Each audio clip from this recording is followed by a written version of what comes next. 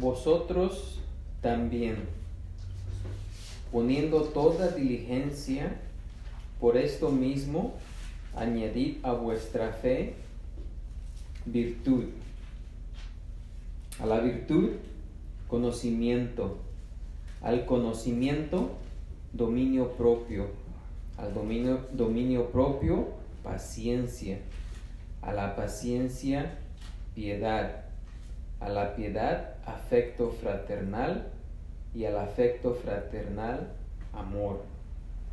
Porque si estas cosas están en vosotros y abundan, no os dejarán estar ociosos ni sin fruto en cuanto al conocimiento de nuestro Señor Jesucristo.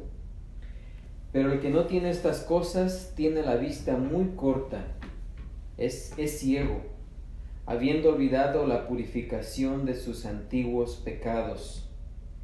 Por lo tanto, hermanos, tanto más procurad hacer firme vuestra vocación y elección, porque haciendo estas cosas no caeréis jamás.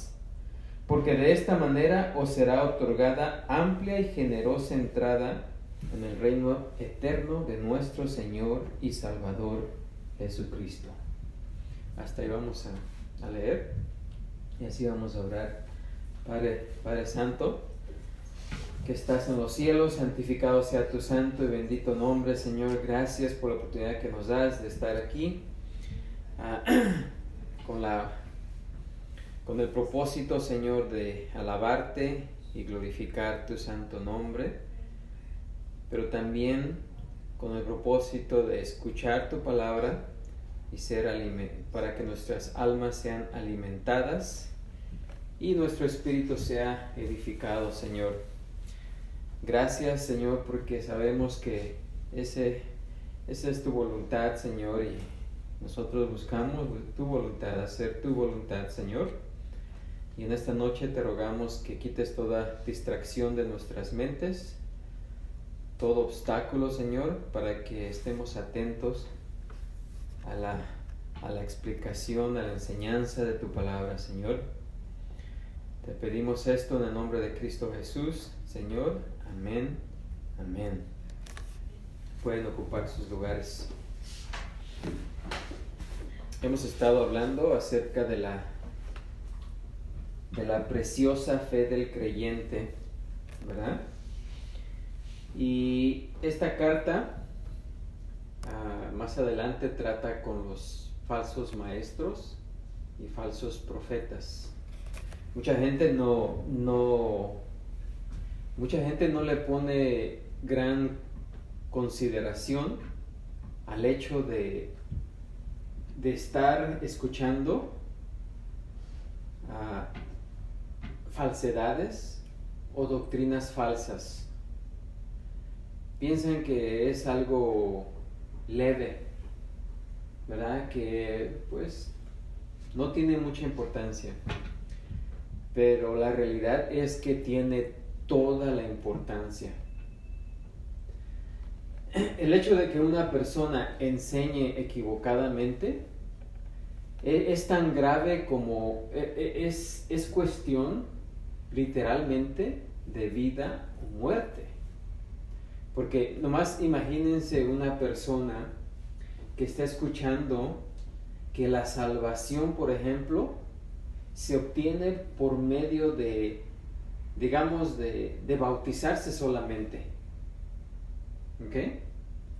Y la persona que está escuchando dice, pues yo quiero ser salvo, yo quiero estar en el reino de Dios, ¿qué necesito hacer? Y le dicen, no, pues necesitas bautizarte, porque el bautismo es para salvación. Digamos, un ejemplo. Esta persona pues dice, bueno, eso pues suena bien, ¿verdad? Porque hay que bautizarse, la escritura dice, ¿verdad? Es un mandamiento que Jesús dejó para la iglesia.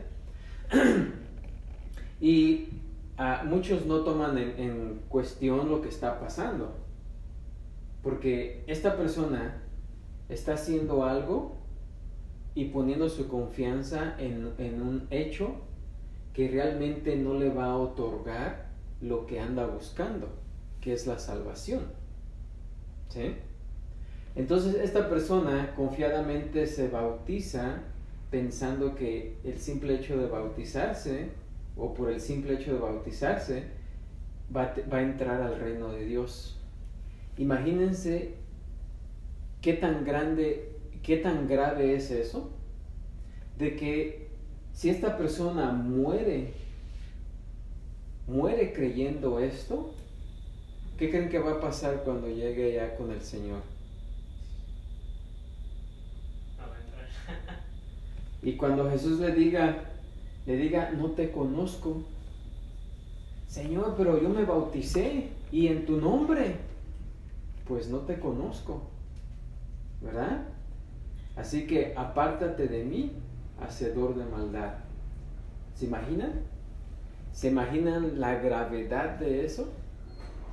Mas sin embargo, mucha gente no le toma atención.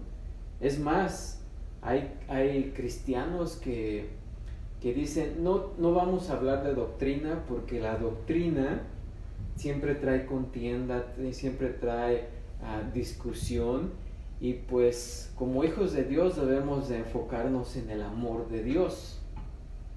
Imagínense también ese pensamiento, que es un pensamiento falso, ¿sí? Aparentemente se oye como muy piadoso, ¿no? Como algo muy bueno, sí, no hay que discutir, pero detrás de ese pensamiento piadoso no hay amor, ¿sabían? Porque solamente hay amor en la verdad, ¿sí? Solamente se puede expresar el amor cuando uno le dice la verdad a alguien más, ¿sí? No es amor el hecho de no decirle la verdad a alguien por el temor de tener una contienda, una confrontación. Ese no es amor.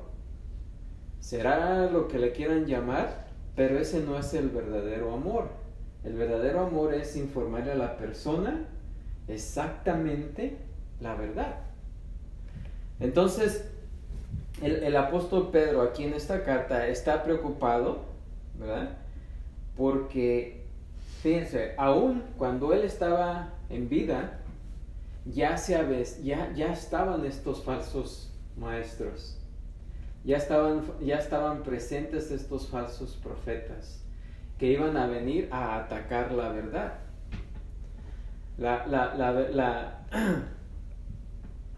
Por esa razón Pedro está advirtiendo a los hermanos, y estos hermanos que están esparcidos, ¿verdad? Porque están pasando por una severa persecución, así que se encuentran en diferentes lugares.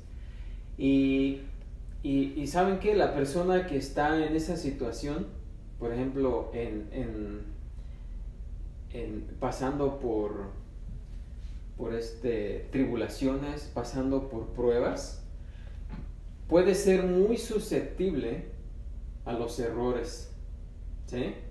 Porque siempre los falsos se presentan como personas muy piadosas, ¿sí? Muy piadosas, que aparentemente quieren lo mejor para la persona.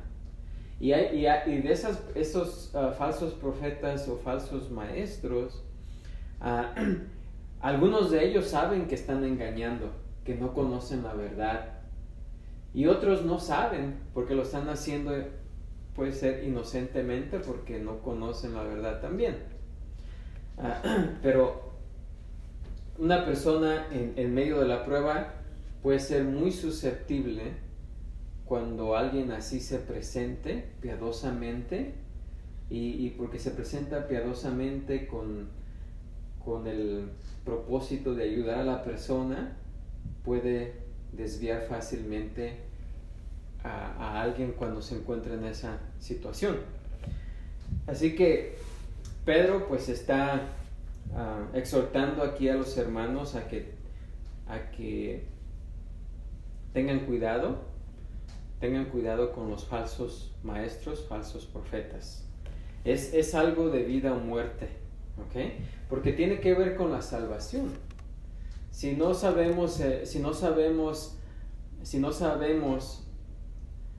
la manera correcta o la manera verdadera de ser salvados, ¿cómo vamos a obtener la salvación? ¿Cómo es que vamos a entrar al reino de Dios? ¿Sí? Así que la falsa doctrina es cuestión de vida o muerte. ¿Sí? Y ahora alguien no puede decir, no, pues yo no sé. Pues la persona, porque muchas personas dicen, no, pues el hermano usa la Biblia, nos enseña de la Biblia, ¿verdad? Y pues yo creo que está enseñando bien. Pero sabemos que el enemigo utiliza la verdad para engañar. ¿Sí?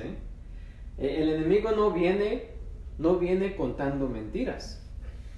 Si ustedes se fijan, si ustedes analizan las religiones falsas, van a ver que ahí se hablan muchas cosas que son verdad. ¿Sí? Pero en cuestión de la salvación, con algo errado que se enseñe, fíjense, con algo errado que se enseñe en cuestión de la salvación, ninguna persona se puede salvar. Entonces, ¿ese es algo insignificante? ¿Es algo insignificante? Es una pregunta para ustedes. No, es de grandes proporciones. Porque se imaginan, las personas están ahí nomás perdiendo su tiempo, creyendo que han sido salvadas, que han obtenido su salvación, ¿verdad? Cuando en todo caso no lo han hecho, porque quizás no han puesto su confianza en el verdadero Jesús. Quizás no han puesto su confianza en la muerte de Jesucristo, que es la única manera, el único medio por el cual Dios quita nuestros pecados.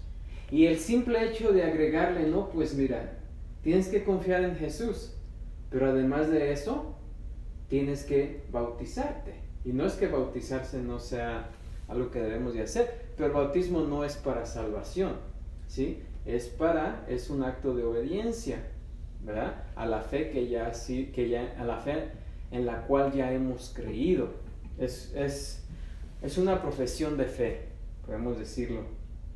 Una profesión o confesión de fe. Pero el hecho de que una persona ponga su confianza en otra cosa que no sea Jesús, o que diga que su confianza debe estar puesta en la cruz, en la muerte de Jesucristo, más cualquier otra cosa, ya eso es mentira. Lo primero es verdad, pero ya lo segundo hace lo primero y lo otro falso. ¿Sí me entienden? Así que en cuestiones de la salvación, ¿verdad? Es cosa de vida o muerte, y por eso Pedro comienza hablándonos acerca de la salvación. ¿Sí? Y la primera línea de defensa para el creyente es saber exactamente cómo fue salvado. ¿Sí? Claramente entender cómo fue salvado. ¿Sí? Porque sabiendo, podemos contrarrestar los ataques de las falsas enseñanzas. Y también podemos disfrutar, ¿sí? Podemos disfrutar sabiendo que estamos en la verdad. Y cuando sabemos, sin lugar a dudas, que estamos en la verdad, podemos disfrutar de la salvación. Porque hay personas que son salvas, pero que no disfrutan la libertad, que no disfrutan el gozo de ese regalo de Dios, y viven atemorizados, aterrorizados ante las circunstancias de la vida. ¿Sí? Le tienen miedo a Satanás. Le tienen miedo a Satanás y sus demonios. Le tienen miedo a las circunstancias, a las tribulaciones que pasan en la vida, por el hecho de que no saben cómo fue llevado a cabo su salvación. Así es de que ya la semana, bueno, el domingo pasado hablamos de ciertas cosas, ¿verdad?, que nos proporcionan la seguridad de la salvación, ¿verdad? Y no quiero entrar más ahí, ¿verdad?, porque ya lo repasamos.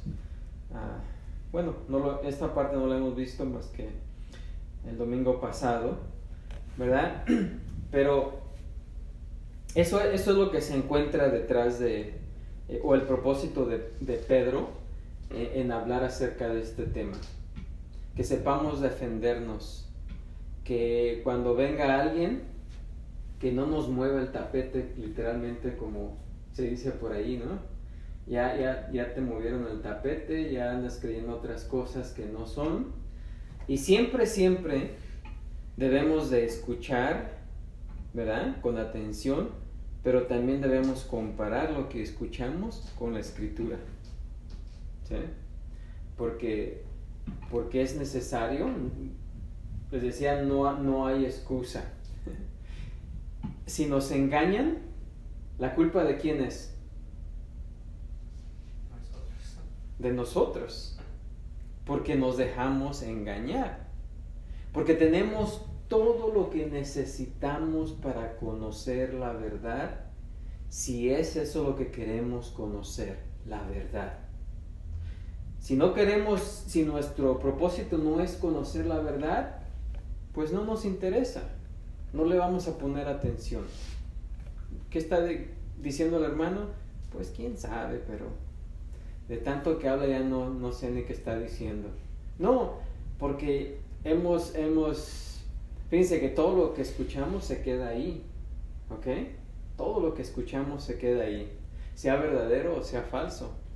Y de lo que está en nuestra mente, según lo que se encuentra en la mente, y lo que creemos con lo que hemos escuchado y que está ahí, así mismo actuamos. Así que si tenemos ideas erróneas en nuestra mente, ¿cómo vamos a actuar? Erróneamente, ¿no? Así es de que por eso en este pasaje estamos hablando y nos hemos extendido un poco acerca de la salvación. Hemos visto varias cosas acerca de la salvación. Porque Pedro comienza su carta, ¿verdad? Luego hablándonos de cómo hemos obtenido la salvación. Y dice: Simón Pedro, siervo y apóstol de Jesucristo, el versículo 1, a los que habéis alcanzado, dice, a los que habéis alcanzado por la justicia de nuestro Dios y Salvador Jesucristo, una fe igualmente preciosa que la nuestra. Así que ahí en el primer versículo, Pedro nos está diciendo cómo es que obtuvimos la salvación. Y fue Dios el que nos alcanzó, ¿sí? Fue Dios el que nos alcanzó. Ahora, acá vamos a entrar en algo que se conoce como una paradoja. La verdad de Dios tiene muchas paradojas. ¿Y qué es una paradoja? Una paradoja es un pensamiento o una idea que aparentemente parece contradecir algo, ¿sí? Pero cuando ya se le pone más atención y se estudia más profundamente, se ve claramente que no hay contradicción, ¿sí? Pero así superficialmente puede parecer una contradicción, ¿sí? Esto también nos enseña que realmente fue Dios el que escribió la palabra de Dios, o su palabra, lo que tenemos en la Biblia. Porque el hombre se contradice a sí mismo por ignorancia, pero nunca se hubiera puesto a escribir algo sabiendo que va a contradecirse, ¿sí? Y por eso es que muchas personas dicen: oh, la Biblia está llena de contradicciones. y pues la escribió un hombre y por eso los hombres y por eso está llena de contradicciones. Y precisamente hablamos anteriormente de la salvación, que hay dos partes en la salvación. La divina, de que Dios nos escogió, ¿sí?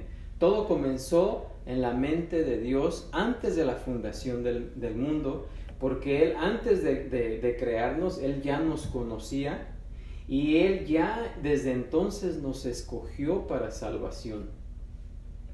Ese pensamiento no muchas personas lo entienden, porque hay otra verdad que se enseña en la Escritura, que es que el hombre tiene que venir a Cristo, tiene que arrepentirse, tiene que confesar que Jesucristo es el Señor, tiene que hacer estas cosas.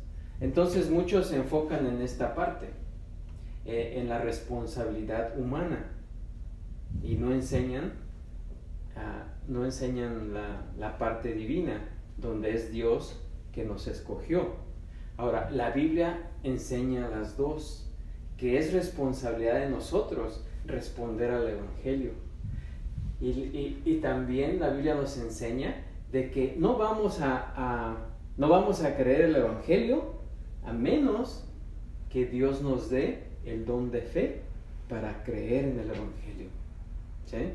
Ahora, aparentemente esa también es una paradoja, porque decimos, bueno, ¿y cuál es? ¿Dios nos escoge o nosotros tenemos que venir a Él? Y ahí es donde muchos enseñan una parte porque no comprenden la otra parte. Piensan que es una contradicción y tratan de enseñarlo a su manera. Y hablo de esto porque aquí vamos a entrar en otro tema, que es la santificación, ¿sí? Y la santificación también es una paradoja, ¿ok? Donde precisamente aquí en el versículo 5, que vamos a empezar a estudiar esta noche, la primera parte nos dice todo lo que escribió Pedro anteriormente, lo que hemos visto acerca de la salvación. Dice, vosotros también. Dice, vosotros también. Aparte de lo que Dios hizo, todo lo que Dios ha hecho por nosotros para llevar a cabo la salvación, Pedro dice, vosotros también, poniendo toda diligencia, por esto mismo, añadid a vuestra fe. ¿Sí? Entonces, sabemos, porque la Biblia también nos enseña que la salvación es completamente ¿de quién? De Jehová. La obra que Él comienza, Él la termina. ¿Ok? Él fue el que nos dio el don de fe para creer en el Evangelio. ¿Ok? Y esto pasó desde antes de la fundación del mundo, ¿verdad? Que Él, al que llamó, justificó, al que justifica, santifica, ¿verdad? Y el que santifica, ¿qué? Glorifica. Es el proceso de la salvación. La salvación ocurre instantáneamente, ¿verdad? Pero en la práctica, aquí en el mundo, lleva un proceso, ¿sí? Primero Dios nos perdona, ¿ok? Y nos perdona nuestro pecado, nos limpia de pecado, pasado, presente y futuro. Después que nos perdona, nos empieza a limpiar, ¿ok? Que es la santificación. Después nos va a glorificar. ¿Qué quiere decir la glorificación? Quiere decir la resurrección de nuestro cuerpo, cuando nuestro cuerpo se junte con el Espíritu, ¿ok? Y tengamos un cuerpo perfecto. Ya no va a enfermar, ya no va a envejecer, ¿verdad? Y vamos a ser removidos del pecado, ¿ok? Esa es la glorificación. Ahorita eso no se ha llevado, pero es tan cierto y verdadero que la palabra de Dios ya nos dice que somos, ¿qué? Santos, aunque todavía no hemos sido removidos del pecado, o el pecado no ha sido removido completamente de nuestro cuerpo, ¿sí? Pero a pesar de eso, porque eso es algo seguro, es algo que ya es un hecho, la Biblia nos dice que somos santos. Amén. Y que Él es el que nos va a limpiar, nos va a quitar toda mancha, toda arruga, porque Él nos va a presentar delante de Dios sin mancha ni arruga. O sea que Él nos va a santificar, que Él nos va a limpiar. ¿Ok? Eso es la parte divina. Pero aquí viene la responsabilidad del hombre, la responsabilidad de nosotros, donde dice, eso ya lo va a hacer Dios, ya es un hecho de que Dios lo va a hacer y lo va a terminar. Pero Pedro dice, vosotros también, poniendo toda diligencia, por esto mismo, añadid a vuestra fe. ¿Sí? ¿Qué vamos a añadir a nuestra fe si Dios ya lo hizo todo? Entonces eso suena como una contradicción, ¿sí o no? ¿Sí o no? Pero no es una contradicción, ¿ok? Eso se llama una paradoja, porque las contradicciones no se pueden reconciliar. Una paradoja sí se puede reconciliar porque no es una contradicción. Así es de que, así como la salvación tiene dos partes, la divina y la responsabilidad humana, la santificación también tiene dos partes. Una que es la responsabilidad del hombre y otra que es la responsabilidad de Dios. ¿Sí? Así es de que dice ahí, ¿verdad? Que debemos, vosotros también poniendo toda diligencia, por esto mismo añadid a vuestra fe, añadid a vuestra fe. Y debido, ¿verdad? Como ya vimos en el versículo 4, ¿sí? Debido a las preciosas y grandísimas promesas que nos dice el versículo 4, que Dios nos ha dado y que nosotros hemos recibido, dice, y porque nosotros hemos recibido todas las cosas que pertenecen a la vida y a la piedad, ¿sí? Por estas cosas, ¿verdad? Porque Dios nos ha dado preciosas y grandísimas promesas y nos ha dado todas las cosas que pertenecen a la vida y a la piedad, del versículo 3, pero dice, vosotros también. Vosotros también. O sea que nosotros también debemos responder con el máximo esfuerzo para vivir para Cristo. ¿Sí?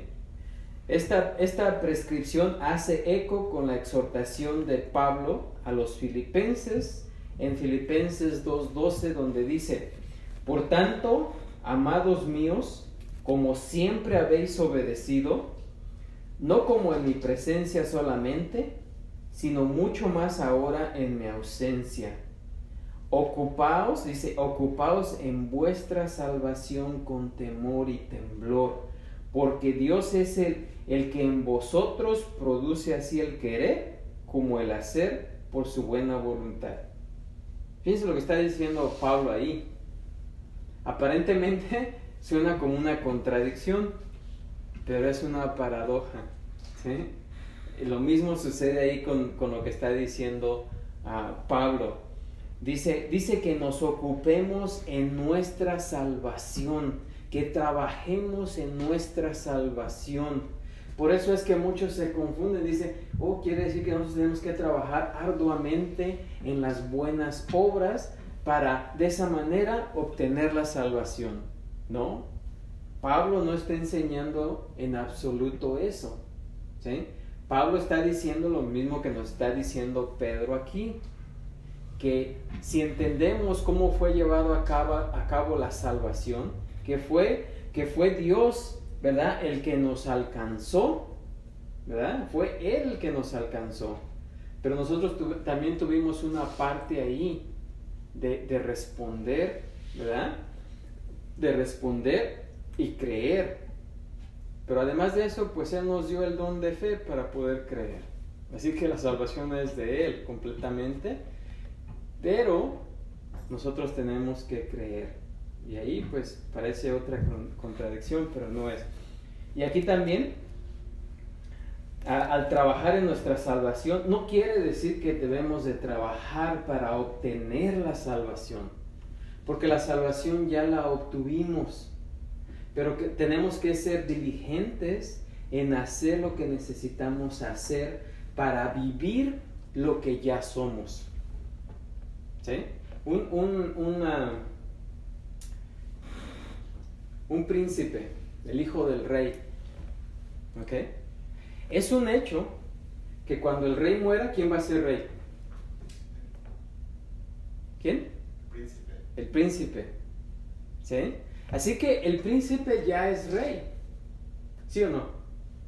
Porque es un hecho que cuando el papá muera, él va a ser el rey. Pero todavía no es el rey, ¿verdad? Pero como es el príncipe, ¿qué tiene que hacer? Todo lo necesario para crecer, ¿verdad? O crecer personalmente, para cuando llegue el tiempo de la partida de su papá, él pueda ocupar su lugar. ¿Sí? Ahora, todo lo que haga, todo lo que el príncipe haga, no es para ganarse el trono, ¿o sí? ¿Verdad que no? Sino es para estar preparado para cuando reciba el trono, que es algo diferente. Así que la santificación es lo mismo.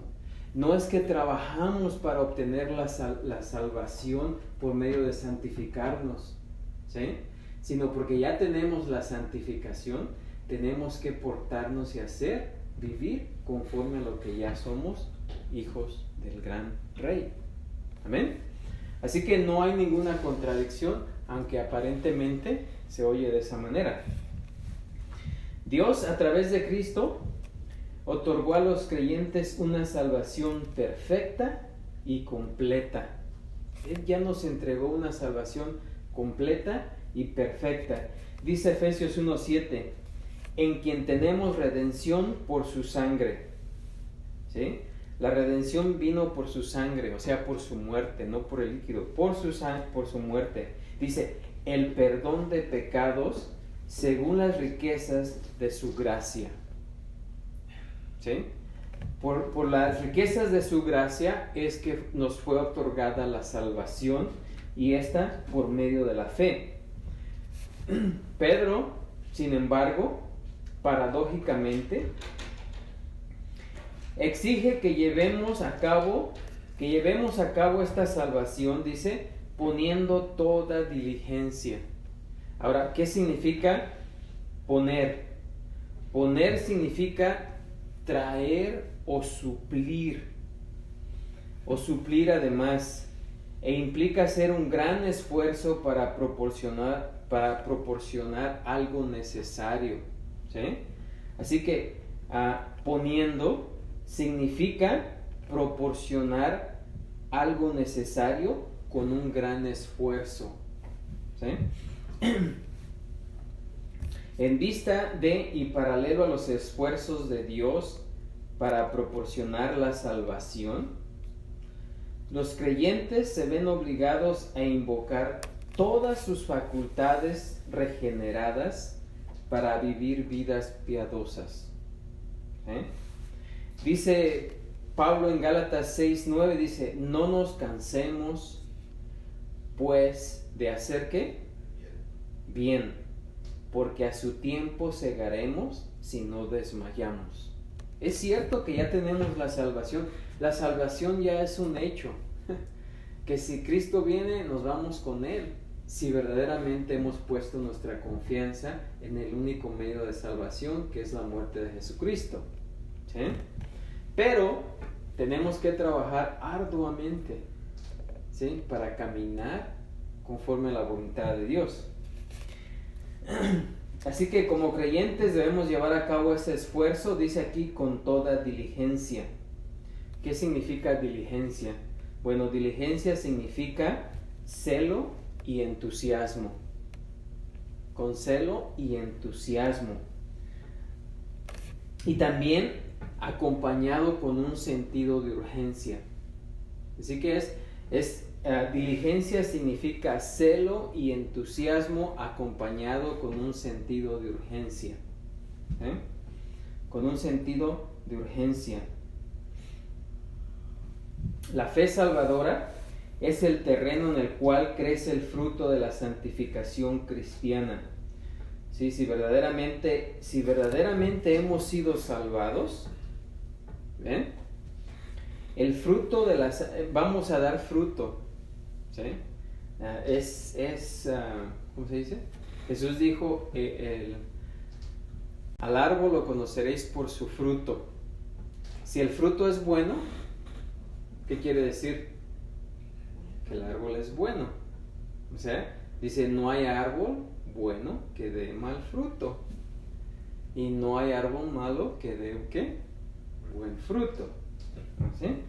Así que la persona que ha sido verdaderamente salvada va a dar fruto espiritual. Dice Gálatas 5:22, mas el fruto del Espíritu es ¿qué? Amor, gozo, paz, paciencia, benignidad, bondad, fe, mansedumbre, templanza. Contra tales cosas no hay ¿qué? Ley. Ese es el fruto del Espíritu. Nosotros somos, una vez que hemos obtenido la salvación, más bien que Dios nos ha alcanzado con su salvación, la persona verdaderamente salvada, tarde o temprano va a empezar a dar buen fruto, porque el deseo de su corazón es hacer la voluntad de Dios. Es cierto que al principio podemos empezar un poco lentos, porque todavía nos puede atraer las cosas del mundo, ¿verdad? Pero poco a poco debemos de trabajar en limpiarnos de esas cosas. Pero además de eso sabemos que el Espíritu de Dios que está en nosotros nos está también limpiando, ¿sí? Así que tenemos esa ayuda. Ahora, esa fe lucha contra la carne y no producirá un firme sentido de seguridad a menos que los santos persigan la santificación. ¿Ok? Si no nos enfocamos en la santificación y seguimos nosotros pecando, haciendo cosas, ¿verdad? Va a venir a nuestra mente, a nuestro corazón, un sentido de inseguridad por causa del pecado. Así que la fe salvadora es el terreno en el cual crece el fruto de la santificación cristiana.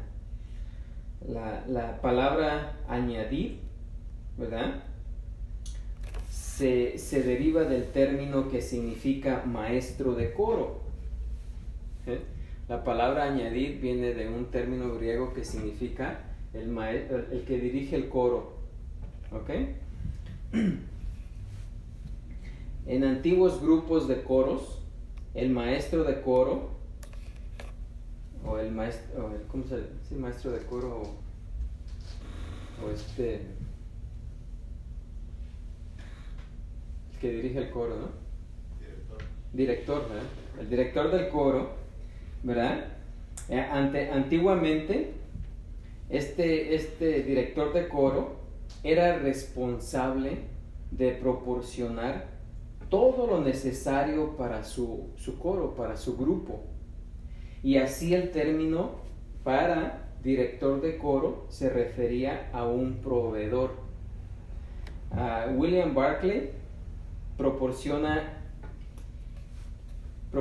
este fondo adicional. Dice: este verbo griego proviene del sustantivo, ¿verdad?, del director de coro, que literalmente significa el líder de un coro.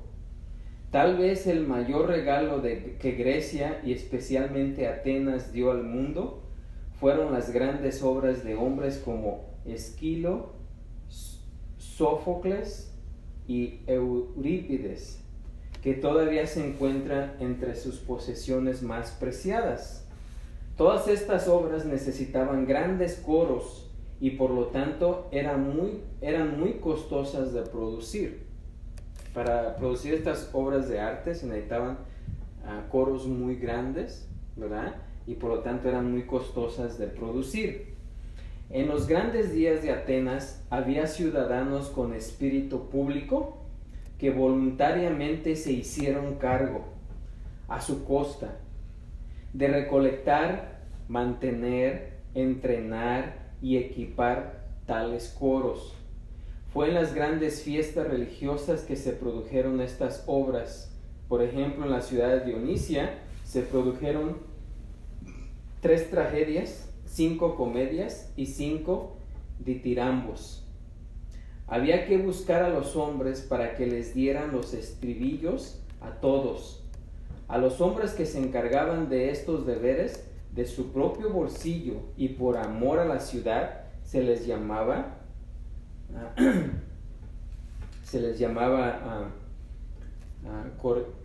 coregi, algo así, que significa director de coro, ¿verdad?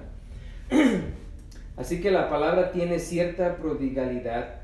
Nunca significa equipar de una manera mezquina. Significa verter todo lo que es necesario para una actuación noble. Así que la palabra salió a un mundo más grande y creció para significar no solo equipar un coro, sino ser responsable de cualquier tipo de equipo. Puede significar equipar a un ejército con todas las provisiones necesarias. Puede significar equipar al alma con todas las virtudes necesarias para la vida. Así que la palabra que se usa para añadir viene de esa palabra, de esa persona que era el director del coro, pero como el director de coro proporcionaba todo lo que se necesitara para que el coro pudiera hacer su trabajo, ¿sí? Así que cuando dice añadir, debemos de pensar en eso, que al añadir debemos de proporcionar todo lo que necesitemos para llevar a cabo, ¿qué? Nuestra salvación, ¿sí? Así que como creyentes debemos de añadir, o sea, dar pródigamente o generosamente junto a todo lo que Cristo ha provisto. O sea, junto con lo que Dios nos ha provisto, nosotros debemos dar todo lo necesario, poner todo de nuestra parte, ¿sí? Todo de nuestra parte, todas las virtudes requeridas para mantener la seguridad de la salvación, ¿sí? Para mantener la seguridad de la salvación.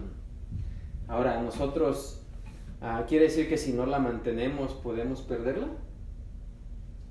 No, ¿verdad? Pero aún así, sabiendo que no podemos perder la salvación, debemos de trabajar diligentemente con todo nuestro ser para trabajar como si pudiéramos perderla. ¿Entienden? No, la salvación no se puede perder si verdaderamente la hemos obtenido. Y lo que Pedro aquí nos está diciendo que debemos de trabajar diligentemente como si sí pudiésemos perderla. No lo puedo poner en otros términos más entendibles, ¿verdad? Pero así es, ¿verdad? Ahora, la persona que no sabe que la salvación no se pierde, pues va a trabajar diligentemente, ¿sí? Pero está equivocado y no va a obtener la salvación de esa manera.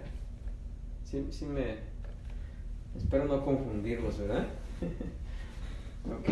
Así que, pues ahí nos vamos a detener porque este domingo vamos a analizar cada una de esas virtudes. Y esas virtudes en las que nos debemos de concentrar para llevar a cabo la salvación, dice aquí, primeramente, la primera virtud es la virtud. Dice, a la virtud tenemos que agregarle conocimiento. Al conocimiento, dominio propio.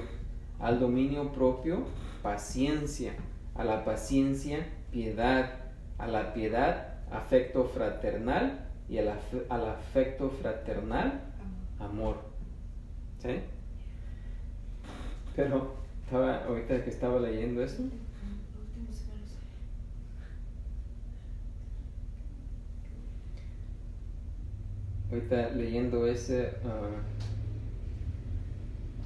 me acordé de Gálatas 5:22, ¿verdad? Que suena como al fruto del Espíritu. ¿Ok? Así es de que vamos a ver cada una de estas virtudes el próximo domingo, primero Dios. Así que vamos a detenernos ahí. Espero que hayamos entendido la paradoja, ¿verdad? Amén. Vamos a ponernos de pie, vamos a ser despedidos en esta noche orando. Padre Santo, Señor Todopoderoso, gracias te damos, Señor, porque tú eres bueno, Señor, tu misericordia es grande. Tú nos has provisto de una salvación que es completamente tuya, porque toda la honra y toda la gloria es para ti, Señor. Nosotros no podemos atribuirnos absolutamente nada en cuestión de nuestra salvación. Pero sí tenemos una responsabilidad, Señor, de venir a ti. Y aunque esto parezca contradictorio, sabemos que es tu verdad. Que aunque tú nos has provisto de esta gran salvación, es nuestra responsabilidad asirnos de ella. Y también en nuestra santificación, Señor, sabemos que lo que tú comenzaste, tú lo vas a terminar. Que tú nos vas a presentar delante de Dios sin mancha ni arruga. Pero también tenemos que saber lo que Pedro nos enseña aquí, que debemos de trabajar diligentemente para añadir todas estas virtudes a nuestra fe. Gracias, Señor, por tu salvación, y gracias, Señor, por tu santificación, sabiendo que todo esto va a dar por terminado en la glorificación, Señor, el cual es el último proceso de la salvación. Y gracias, Señor, te damos porque nos has dado el entendimiento, has traído luz a nuestra mente para poder entender estas cosas, Señor. Te rogamos que así mismo podamos o las aprendamos de tal manera que podamos explicarlas a otros, Señor. Ya que tenemos este mandamiento que tú nos has dado de ir a ser discípulos, Señor. Ayúdanos a llevar a cabo, también sabemos que tú nos das todo lo que necesitamos para llevar a cabo este trabajo, Señor. Y gracias por ello. Te pedimos esto y te damos las gracias en nombre de Cristo Jesús. Amén, Señor. Amén. Y así podemos decir todos juntos: la gracia de nuestro Señor Jesucristo sea con todos vosotros. Amén. Dios los bendiga.